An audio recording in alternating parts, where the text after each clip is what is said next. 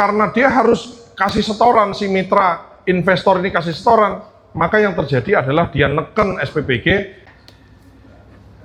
Saya kan ikut rapat-rapat dulu waktu konsep MBG dan SPPG ini dikonsepkan ya. Sebetulnya itu begini, mitra itu, jadi mitra kan adalah investor. Nah, seharusnya atau konsep awalnya adalah mitra yang ingin bangun dapur itu untuk bisa, ini mitra kan untuk bangun dapur kan dia keluarin uang sendiri.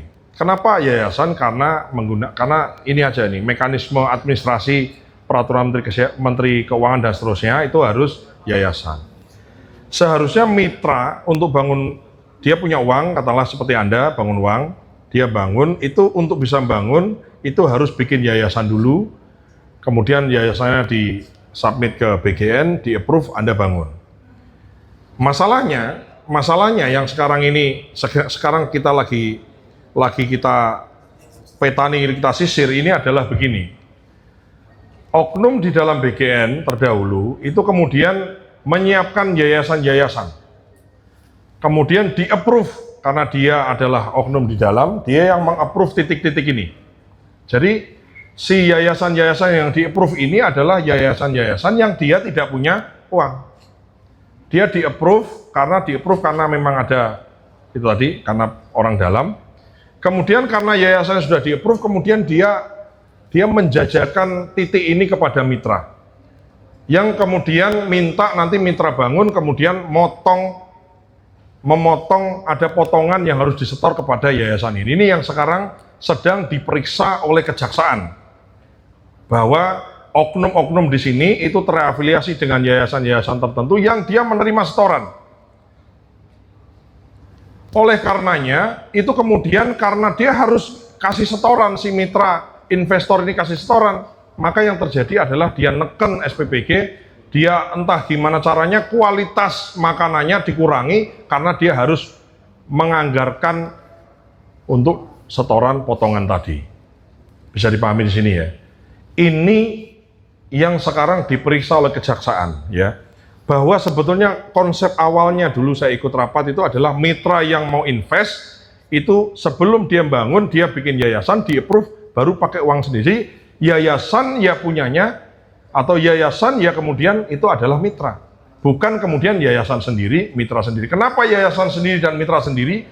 Karena mitra yang punya uang tidak bisa approve titik, sementara yayasan yang punya afiliasi sama orang dalam di approve tidak punya uang. Nah ini kita sedang sisir, sedang kita bereskan ya. Jadi kita lagi sedang membuat, ini sedang kita kaji, sedang kita sisir, dan kita ingin membuat satu skema yang paling adil. Di sini yang paling, ibaratnya paling berkorban karena dia berinvestasi adalah mitra. Nah itu mitra, karena dia ngeluarin biaya dia sendiri, dia bangun dapur. Sementara ada yayasan-yayasan tertentu yang dia nggak keringat, hanya modal kenal sama orang dalam, kemudian dia melakukan potongan-potongan. Ini yang kita mau bereskan semua. Termasuk, mohon maaf, ini semua akan jadi acuan, 16.000 sekian ini. Dan akan kita sisir semua untuk memastikan bahwa tidak boleh ada potongan-potongan tambahan lagi, supaya menu yang tersedia untuk anak-anak kita, untuk ibu-ibu hamil dan menyusui ini, menunya kemudian benar, baik, sesuai, bagus, bergizi, bukan kemudian karena ada setoran kemudian dikurangi gitu ya. Saya sampaikan bahwa mitra atau investor itu adalah sahabat, dia yang memang membersamai BGN menjalankan program ini. Dia invest, pakai uang dia. Tadi disampaikan ada yang berhutang dan lain-lain. Dia yang keringet. Jangan sampai kemudian ada pemain-pemain gelandang ini yang tidak keringet, ini kemudian memanfaatkan kedekatan, akses dan lain-lain untuk mengambil keuntungan, yang keuntungan itu merugikan kepentingan negara karena menu yang disampaikan kepada anak-anak kita itu kemudian menunya menurun kualitasnya dan menurun kandungan gizinya, dan Anda bisa lihat ini semua jadi kekacauan kemana-mana. Yang berikutnya saya ingin komentari, dapur yang suspend itu bukan hanya salah mitra seorang atau salah mitra satu pihak, tapi juga ada kelalaian kepala SPPG, kepala dapur, maka sanksi juga akan diberikan kepada kepala SPPG atau SPPI yang ada di situ dengan maksimal ancaman pemecatan, dan kalau ada mens rea kejahatan di situ kita akan laporkan pihak berwajib untuk ditindak secara pidana. Itu ketegasan dari kami. Gitu. Lain? Ah, kamulah, boleh.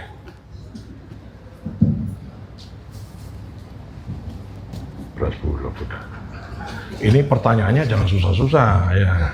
Tapi oke lah, apa aja kita jawab ya. Kalau ada mungkin pertanyaan yang belum bisa jawab di momen ini, ya nanti mungkin jangankan, artinya saya berusaha untuk bicara apa adanya. Saya nggak mau ngarang-ngarang cerita gitu ya. Silakan. Baiklah, saya Rahma dari Kompas TV mau tanya terkait dengan melanjutkan yang SPPG yang memang sangat sedikit ditemukan di daerah 3T gitu ya Pak, yang memang kalau BGN prioritasnya di daerah 3T, tapi ini ada teman-teman kalau di daerah Papua ini yang tingkat stuntingnya tinggi tapi tidak ada SPPG-nya di situ Pak gitu. Mungkin dari BGN sudah ada temuannya dan mungkin bisa dijelaskan gitu Pak, dalam waktu dekat apakah akan ada mempercepat pembangunan SPPG di daerah-daerah tersebut? Ya, ada. Tadi sudah saya sampaikan kan, kita sudah dapat data dari Kemenkes, termasuk saya tadi terima Menteri Kependudukan, Kepala BKKBN juga menjelaskan ya titik-titik stunting itu di mana. Nah, ini yang kita ingin percepatan. Kita ingin ini dulu nih. Ya. Ini dulu yang kemudian kita ingin percepatan. Kita ingin yang daerah Papua, daerah NTT, daerah merah-merah ini, zona-zona merah ini, bagaimana kita kemudian bisa secara langsung memberikan intervensi gizi kepada anak-anak, ibu hamil dan menyusui di wilayah-wilayah itu. Betul sekali. Cukup? Ya. Saya kan dari Kompas. Oh, Kompas juga? Saya mau tanya Pak untuk penegasan saja. Iya. Untuk penegasan saja terkait dengan respon hasil putusan MK kemarin. Ini apakah sekarang mungkin untuk update pembahasan dari BGN dan mungkin kementerian lembaga terkait, apakah ini akan berpengaruh pada anggaran BGN itu sudah pembahasan atau belum? Dan kemudian apakah juga mungkin dari BGN sudah mempersiapkan terkait dengan mungkin penyesuaian tata kelola dengan putusan kemarin itu? Terima kasih. Ya, sebetulnya kalau kami di level operasional ya, ini kan penganggaran itu kan, saya kira mungkin pertanyaannya bagusnya ke Pak Menteri Kesehatan pas itu ya. Nanti ditanyakan aja, Menteri Kesehatan, sorry, Menteri Keuangan ya. Itu pasnya ditanyakan ke Pak Purbaya ya saya kira.